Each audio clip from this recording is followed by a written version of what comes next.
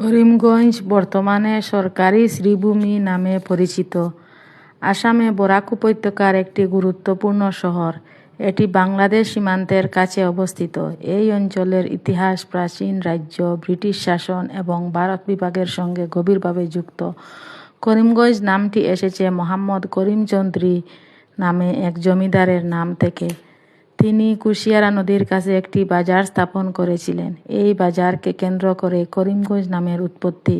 পরবর্তীতে নদীর অবস্থান পরিবর্তনের কারণে 1870-এর দশকে বাজারটি বর্তমানে করিমগঞ্জ শহরের স্থানে স্থানান্তরিত করা হয়।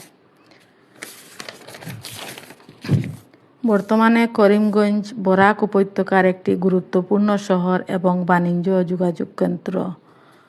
2024 সালে আসাম সরকার করিমগঞ্জ জেলা ও শহরের নাম পরিবর্তন করে শ্রীভূমি রাখার সিদ্ধান্ত নিয়েছে। এই নামটি কবি রবীন্দ্রনাথ ঠাকুরের দেওয়া ঐতিহাসিক নাম থেকে নেওয়া হয়েছে, যার অর্থ লক্ষ্মীর ভূমি। করিমগঞ্জ শহরের ইতিহাস বহু প্রাচীন। প্রাচীন রাজ্য, ব্রিটিশ শাসন, ভারত বিভাগের রাজনৈতিক ঘটনা এবং আধুনিক প্রশাসনিক পরিবর্তনের মধ্য দিয়ে এই শহর আজকের অবস্থানে পৌঁছেছে। করিমগঞ্জ শহরটি মূলত কুশিয়ারা নদীর তীরে গড়ে উঠেছে। ব্রিটিশ আমলে এই অঞ্চলটি প্রশাসনিক ও বাণিজ্যিক কেন্দ্র হিসাবে ধীরে ধীরে উন্নত হয়।